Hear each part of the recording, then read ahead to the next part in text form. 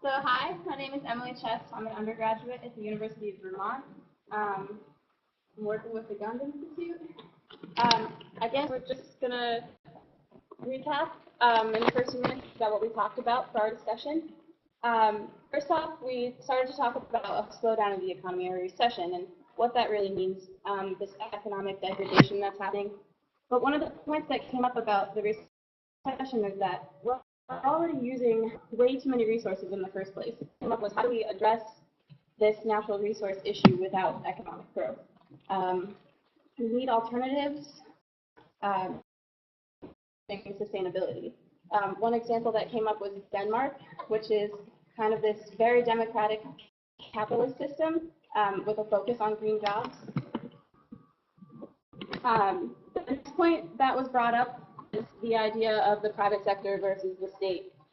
There are certain problems that the private sector cannot solve, which some of them are sustainability, just distribution, and creating a level playing field. The private sector has the power to do these things with a balanced partnership with the state.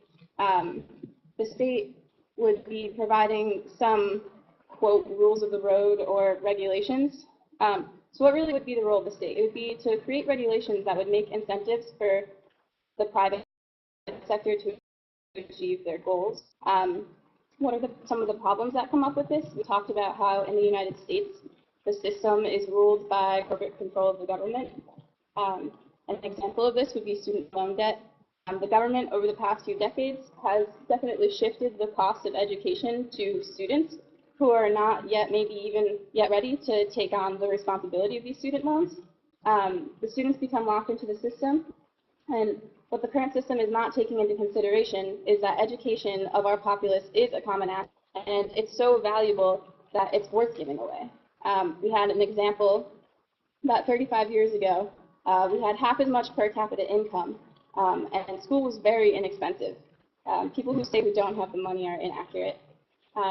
So as we have seen all over the world, people involved are looking for creative solutions to the triple crisis of environmental degradation, an insatiable thirst for energy, and the inherent instability of the perpetual growth model of economic prosperity. Many Vermonters who value resistance and sustainability are helping to move projects forward that directly address these issues.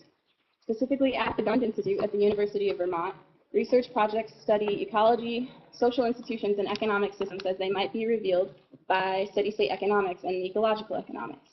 One such initiative, the Vermont Tax and Common Assets Project, started in 2004 by Gary Flomenhoft to promote green taxes in Vermont, focuses on the use of market mechanisms such as green taxes and common asset payments to achieve a sustainable integration of society and economics.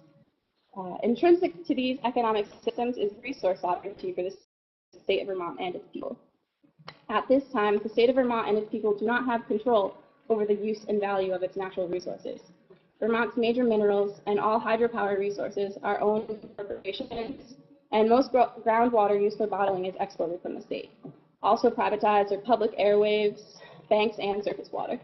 So what makes the natural resources of Vermont the property of these corporations, and why are these resources not held as a common asset for the benefit of all of the people in the state of Vermont? Why are the residents of the state not the collective owners of these resources?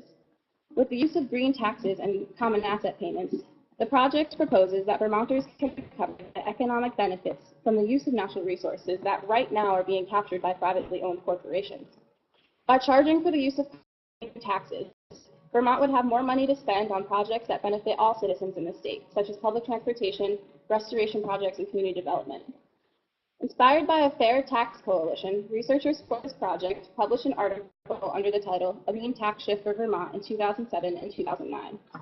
From this research, the authors were able to promote legislation for a Vermont Common Assets Trust Fund, which was submitted first and resubmitted in 2011. In the course of legislative action, it was estimated in a 2008 report that the common assets in the state was $1,972 per person per year. Common assets were distributed to everyone. With the support from the Green Tax and Common Asset Project, an act in 2008 established groundwater as a public trust resource in Vermont.